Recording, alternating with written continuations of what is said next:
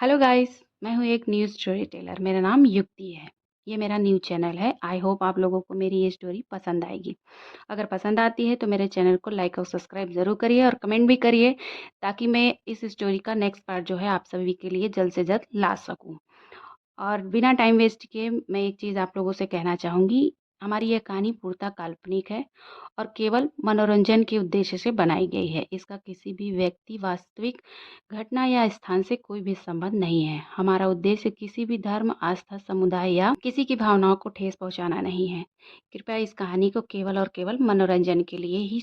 तो टाइटल से आप लोग समझ ही गए होंगे, हमारी कहानी का नाम है इश्क से परे। आज की हमारी जो स्टोरी है इश्क से परे, वो ये है कि प्यार ऐसी चीज है जो पूरी बाउंड्रीज को तोड़ देता है, जिसको किसी की फिक्र नहीं होती है। तो वही इश्क से परे हमारी आज की स्टोरी है, जिसे हम स्टार्ट करने जा रहे हैं। और देखा जाए तो हर किसी को प्यार अपनी लाइफ में एक बार कभी ना कभी होता ही है, और हर किसी का अपना प्यार करने का तरीका होता है।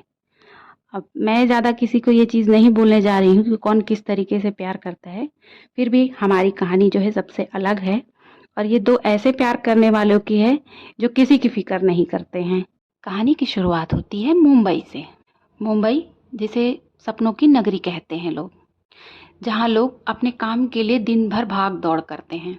ऐसे ही मुंबई मार्केट के बीचों बीच एक कॉमर्शियल बिल्डिंग बनी थी। बिल्डिंग भले ही 2 फ्लोर की बनी थी, लेकिन फिर भी उसे लोग देखकर बहुत आकर्षित हो रहे थे, जो कि इतनी खूबसूरत तरीके से डिज़ाइन किया गया था। कहते हैं इतने बड़े बड़े ग्लासेस जो है लगे हुए थे कि मानो अगर दूर से ही लोग उसे देखते तो अंदर की सारी चीज़ें जो है दिखाई देती। बिल्डिंग का ऊपरी हिस्सा भी कहते हैं इतनी खूबसूरत तरीके से डिज़ाइन किया गया था कि मानो वैसा डिज़ाइन कभी वहाँ पर बना ही ना। बहुत ही खूबसूरत रंगों से उसे पेंट किया गया था। एक एक कलर को एक इतनी बारीकी से उसे पेंट किया गया था, मानो कि उसे लोग देखकर देखते ही रह जा रहे थे। वहीं दूसरी साइड कहते हैं कि गाड़ी पार्किंग के लिए बहुत बड़े एरिया को जो है बनाया गया था। बिल्डिंग नई थी और इतनी खूबसूरत थी कि आसपास की दुकान के लोग उसके बारे में ही चर्चा कर रहे थे। सुना है नीचे कोई बड़ा मार्ट खुलने वाला है। 2 दिन बाद उस बिल्डिंग में नया बोर्ड लगा, Meera fresh mart. Grand opening 3 दिन बाद, संडे का दिन था। मार्केट में लोगों की भीड़ जमा थी। बिल्डिंग को फूलों और गुब्बारों से सजाया गया था। लोग खड़े होकर देख रहे थे। धीरे धीरे भीड़ जमा हो रही थी। धीरे धीरे लोग आपस में बात कर रहे थे। ये मार्ट किसी कंपनी का नहीं था, ये सपना था रमेश शर्मा जी का। हाँ, लोग उस बिल्डिंग को देखकर आपस में बात कर रहे थे। वहीं रमेश शर्मा जी ने अपनी जीवन की सारी पूंजी उस मार्ट को तैयार करने में लगा दी थी। सालों तक छोटी सी ग्रोसरी शॉप चलाने के बाद आज उनका सपना पूरा हुआ था। लेकिन पिछले 2 साल से उन्हें लो ब्लड शुगर की प्रॉब्लम हो गई थी, जिसकी वजह से उनकी तबीयत बहुत ज़्यादा खराब हो गई थी। इसलिए डॉक्टर ने उन्हें स्ट्रेस लेने के लिए मना किया था। इसी वजह से उनकी बड़ी बेटी मीरा शर्मा बिना किसी शिकायत के बिजनेस की जिम्मेदारी अपने ऊपर ले ली। मीरा केवल 26 साल की थी, लेकिन बहुत ही सुलझी हुई थी। अपने पापा की लाडली, अपने पापा से बहुत प्यार करती थी वो, और मीरा के पापा भी मीरा से बहुत प्यार करते थे।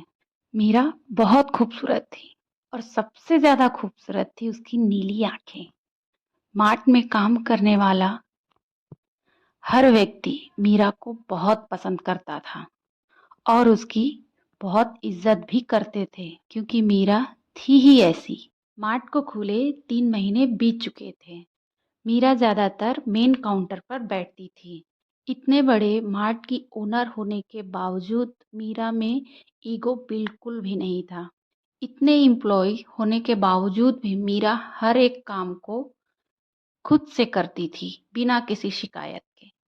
कभी काउंटर पर बिलिंग करना, कभी सप्लायरों से बात करना, कभी कस्टमर को हैंडल करना, कभी स्टाफ को काम बताना।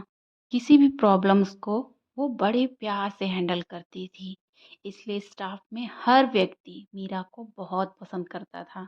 रवि स्टॉक देखता था, पूजा बिलिंग में मदद करती थी, संजय गोडाउन देखता था और कविता कस्टमर संभालती थी। मीरा को हर एम्प्लॉय का नाम बहुत अच्छे से पता था।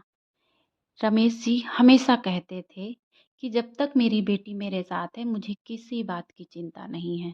इस बात को सुनकर मीरा बस मुस्कुरा दिया करती थी। ओपनिंग के कुछ ही दिनों में मीरा मार्ट मार्केट में अपनी नई पहचान बना रहा था।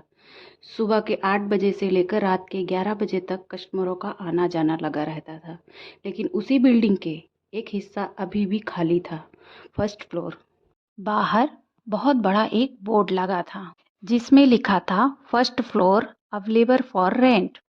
रोज कोई न कोई उस बोर्ड को देखकर रेंट के लिए बात करने आते थे, लेकिन हर बार बात अधूरी रह जाती थी। लोगों को शॉप पसंद तो थी और लोग लेना भी चाहते थे, मगर मार्केट के बीच में होने की वजह से प्राइस बहुत ज्यादा थी, जिसकी वजह से लोग अफोर्ड नहीं कर पाते थे। मीरा ने कभी उस तरफ ज्यादा ध्यान नहीं दिया। उसके लिए सबसे जरूरी था पापा की तबीयत ठीक रहे और मार्ट अच्छे से चले।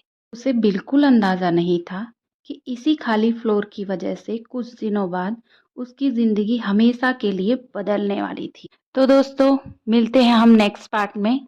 मीरा की जिंदगी में क्या मोड़ आता है।